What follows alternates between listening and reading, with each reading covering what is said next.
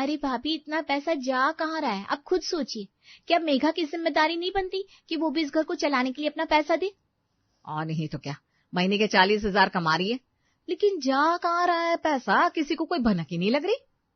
दरअसल मेघा यानी कि घर की ननद, इस घर की बेटी, एक अच्छी नौकरी करके महीने के 40,000 कमाती थी, पर घर में 1 रुपया नहीं देती थी, जिस वजह से घर की दोनों बहुएं तिल मिलाई हुई आपस में चुगलियां कर रही थी। अरे वही तो, दूसरी तरफ ठहरे हमारे पति महीने का 15,000 कमा रहे हैं, बस उसमें से आधा तो इस घर को चलाने में ही निकल जाता है। हाँ वही तो, पर मजाल है कि अपनी बहन से इस घर पर पैसे देने के लिए बोल दे। नहीं, वो क्यों बोलेंगे, उन लोगों को हमारी थोड़ी ना पड़ी है। पर बस भाभी, अभी बहुत हुआ, कल हमारे पति जब तनख्वाह लेकर आएंगे ना, तब हम बोल देंगे। इस बार सिर्फ ये दोनों ही पैसा नहीं देंगे, उनकी लाडली बहन को भी अपना पर्स हल्का करना पड़ेगा। अगले दिन दोनों के पति रमेश और राकेश अपनी सैलरी लेकर घर आते हैं। ये लो भाई, इसी पैसे में से महीने का गुजारा करना होगा। क्या हर बार इतना सा पकड़ा देती हो? अरे घर के खर्चे कितने बढ़ गए, इतने से पैसे में कुछ नहीं होगा। हाँ भाभी, सही कह रही है, अब महंगाई इतनी बढ़ गई है, इतने से पैसों में कहाँ घर चलता है। अरे पर आप लोगों को पता है ना, हमारी तनख्वाह बस इतनी सी है, हम और पैसे कहाँ से लाएंगे? क्यों, अपनी बहन से कहिए ना, वो भी अपनी सैलरी से कुछ पैसे घर चलाने के लिए हमारे हाथों में दे दे। अरे इतना कमाती है, मजाले जो एक सिक्का भी घर में दे दे। हम जो पैसे तुम्हें दे रहे हैं उसी में से चलाओ, मेघा को इसमें घसीटने की जरूरत नहीं है। हम दोनों जितना कमा कर लाते हैं वो काफी है, इसी में से घर का खर्चा उठाना होगा। दोनों भाई अपने अपने कमरे की ओर चले गए और उनकी बात सुनकर दोनों का मुंह बन गया। देखा तुमने दिशा, किस तरह हमारी बात को नजरअंदाज करके चले गए दोनों। हाँ भाभी, देख ही तो रही हूँ, इन्होंने तो ऐसा रिएक्ट किया जैसे इनकी बहन से पैसा नहीं बल्कि जान मांग ली हो। पर हम इतनी जल्दी हार नहीं मान सकते, अब तो मेघा या तो पैसा देगी या फिर नौकरी छोड़ेगी। पर कैसे, ये दोनों तो हमारी कोई बात सुनने को तैयार ही नहीं है। मम्मी जी के कान भरे क्या पता वही हमारे इस काम में थोड़ी मदद कर दे। दिशा के चेहरे पर भी एक शैतानी मुस्कुराहट आ गई और वो दोनों अपने मंसूबों के साथ सास के कमरे की ओर बढ़ गए। अरे बड़ी बहू, छोटी बहू, तुम दोनों इस वक्त आओ, अंदर आओ। देखिए मम्मी जी, आपको तो पता ही है महंगाई कितनी बढ़ गई है। सही कह रही है बहू, इस महंगाई ने तो जान पी रखी है। आजकल तो महंगाई जैसे सर चढ़कर बोल रही है। वही तो, बुरा मत मानिएगा मम्मी जी, लेकिन आपको तो पता ही है हम दोनों के पति कितना कम कमाते हैं। क्या आपको नहीं लगता कि मेघा को भी इस घर के खर्चे के लिए अपना कुछ पैसा घर पर देना चाहिए? देखो बहू, मेरे दोनों बेटे अपना सारा पैसा तुम लोगों के हाथ पर दे रहे हैं ना, फिर मेघा को बीच में क्यों ला रही हो? उसे करने दो जो करना है। पर मम्मी जी, ये तो गलत है ना, मेघा आपके दोनों बेटों से ज्यादा कमाती है लेकिन आप कुछ भी नहीं कहती। हाँ, सारे पैसे घर खर्च में खत्म हो जाते हैं, अब हमें भी तो मन करता है कि हम अपने लिए कुछ शॉपिंग वगैरह करें। अरे क्यों दिमाग खा रही हो, मैं कुछ सुनना नहीं चाहती, जो भी करना है वो इतने ही पैसे में करना होगा। मेघा को तुम लोग इस बीच में नहीं लाओगी बस। हाँ, उसे अपनी जिंदगी अपनी तरह जीने दो। हाँ, आप भला बहुओं की साइड क्यों लेंगी, आपको तो अपनी बेटी की साइड लेनी है। वो कमाती है तो बस उसकी इज्जत है, हम तो घर में पड़े रहते हैं, हमारी भला कौन इज्जत करेगा। अरे बहू, ऐसा कुछ नहीं है। सही कह रही है भाभी, चलो चलते हैं हम यहाँ से, हम तो पराए हैं भाई, हमारा यहाँ कोई अपना नहीं है। दोनों मुंह बनाकर लौट जाते हैं। अगले दिन, भाभी आपने देखा मेघा को, कितना सारा शॉपिंग करके लाई है मार्केट से। हाँ तो शॉपिंग तो करेगी ना, अब इतने सारे पैसे कमाती है, घर पर कुछ देती नहीं है तो कहीं तो उड़ाएगी ना। वैसे क्या क्या लेकर आई है? अरे क्या नहीं लाई ये पूछिए, 3,000 का बैग, 4,000 का मेकअप, 5,000 के कपड़े, और भी पता नहीं क्या क्या। क्या इतना सारा शॉपिंग कर लाई? अरे इतने तो हमारे पति महीने भर में कमा कर लाते हैं, जितने वो उड़ा कर आ गई। बस वो कमा रही है ना, इसीलिए उसकी इज्जत है। रात होती है, राकेश अपने कमरे में आता है तो दिशा उसे मार्केट जाने के लिए जिद करती है। पर दिशा, तुम्हें पता है ना, अभी हमारी फाइनेंशियल कंडीशन सही नहीं है, तुम्हें अभी शॉपिंग पर जाना है। हाँ, मुझे अभी शॉपिंग पर जाना है, प्लीज आप मुझे मना नहीं कर सकते। ठीक है, कल मैं ऑफिस के बाद तुम्हें शॉपिंग के लिए लेकर जाऊंगा बस। अगले दिन राकेश दिशा को लेकर शॉपिंग के लिए निकलता है। राकेश जी देखिए ना, ये बैग कितना सुंदर है। हाँ, लेकिन इसका प्राइस तो देखो कितना ज्यादा है, हम इतना महंगा बैग अफोर्ड नहीं कर सकते। क्यों, मेघा तो इससे भी ज्यादा महंगा पर्स लेकर घूमती है, तब तो आप उससे कुछ नहीं कहते। अरे वो बैग उसने अपनी कमाई से लिया है, और तुम जानती हो मेघा एक बड़ी जॉब करती है, उसको 10 लोगों के बीच जाना होता है, अपना लुक मेंटेन करना होता है, पर्सनालिटी बनानी पड़ती है। तुम तो घर में ही रहती हो। इसका मतलब जो घर में रहकर दुनिया भर का काम हम लोग करते हैं उसकी कोई इज्जत नहीं है। महंगी चीजें बस बाहर जाने वाले के लिए ही होती है क्या? अरे दिशा, तुम बात समझने की कोशिश क्यों नहीं कर रही हो? तुम्हें तो पता है ना मेरी कमाई के बारे में। नहीं, मुझे यही बैग चाहिए। मुझे नहीं पता आप कैसे ला कर देंगे, पर मुझे ये चाहिए, मतलब चाहिए। राकेश दिशा की जिद के आगे हार जाता है और उसे वो बैग खरीद कर दे देता है। शॉपिंग करके दोनों घर वापस आते हैं। अरे बाप रे दिशा, तुमने तो देवर जी का अच्छा खासा खर्च करवा दिया आज। हाँ भाभी, उनकी शक्ल ना देखने लायक थी। अब रमेश जी की बारी। अब मैं भी उन्हें इसी तरह से मैनिपुलेट करने की कोशिश करूंगी। अब तो मेघा की जॉब छुड़वा कर रहूंगी मैं। रात को कुसुम अपने कमरे में जाती है तो रमेश से, आपने देखा ना, आज दिशा शॉपिंग करने गई थी। मुझे भी जाना है एक दिन। आप डिसाइड कर लीजिए कब लेकर चलना है।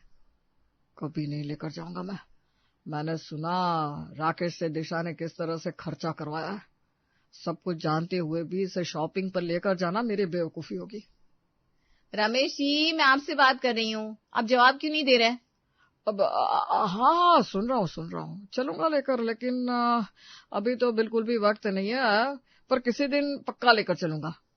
मैंने सोच लिया है, इस बार मुझे एक नया सोने का कंगन लेना है। क्या? सोने का कंगन? सोने के भाव मार्केट में कितने बढ़े हुए हैं, अभी हम सोना नहीं खरीद सकते। अरे कोई भाव नहीं बढ़े, सब आपके बहाने हैं। जब इतनी ही दिक्कत है तो अपनी बहन से पैसे क्यों नहीं मांग लेते? इतना तो कमाती है, थोड़ा दे देगी घर के लिए तो क्या गरीब बन जाएगी? अरे बस करो कुसुम, क्यों पूरा दिन उसके पीछे पड़ी रहती हो? इस घर की जिम्मेदारी हम दोनों भाइयों पर है, उसे खींचकर क्यों लाती हो?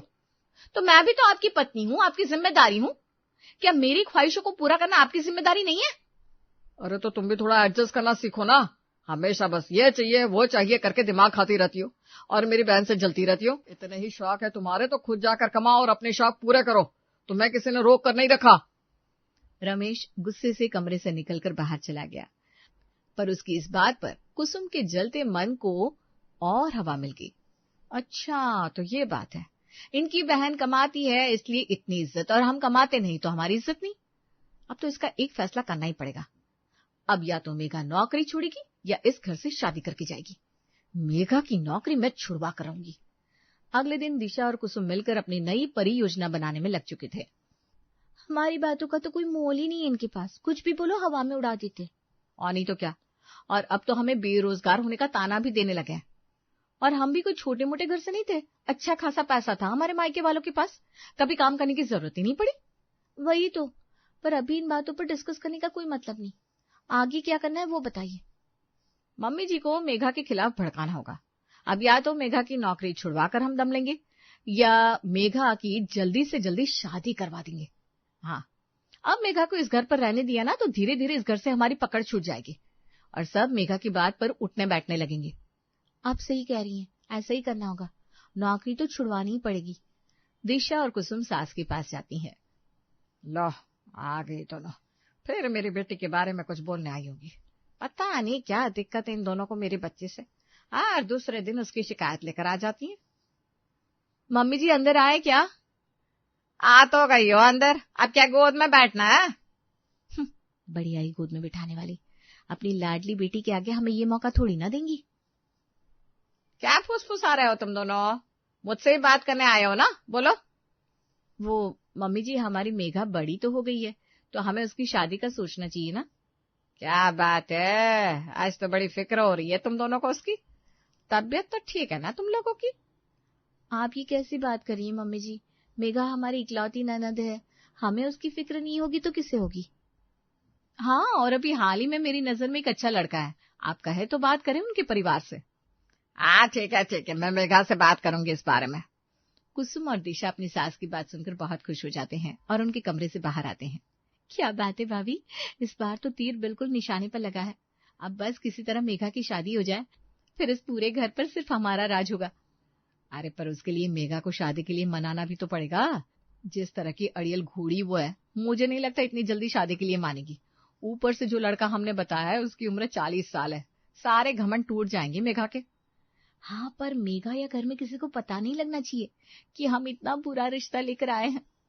अगले दिन मीना जी मेघा से बात करने उसके पास जाती है। बेटा मेघा, एक बार मिल तो ले लड़के वालों से। अगर तुझे पसंद नहीं आया तो हम बात आगे नहीं बढ़ाएंगे। ये आप कैसी बात कर रही है मम्मी? मुझे अभी शादी नहीं करनी, मुझे अभी अपने करियर पर फोकस करना है।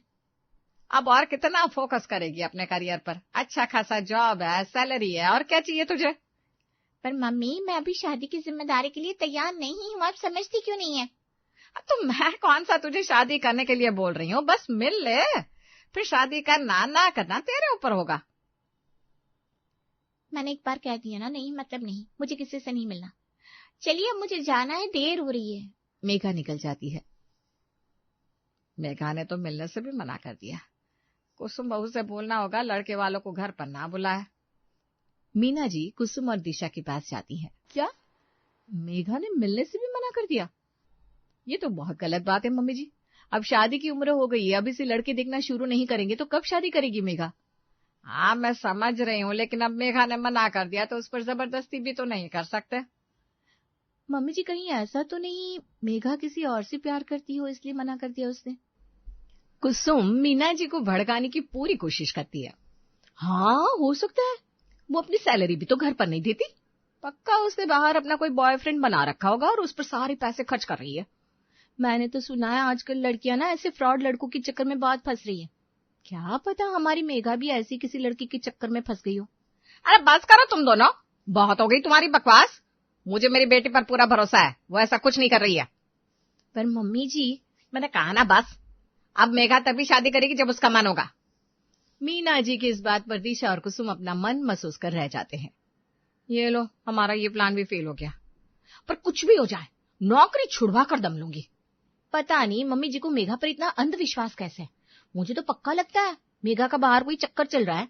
दिशा और कुसुम दोनों आपस में बात कर रहे थे, तभी पीछे से मेघा की आवाज आती है। अच्छा, अब समझ में आया सुबह मम्मी मेरी शादी के पीछे क्यों पड़ी थी। तो आप दोनों ही मम्मी को भड़काने पर तुली हुई है। अरे तुम यहाँ क्या कर रही हो? तुम तो ऑफिस गई थी ना?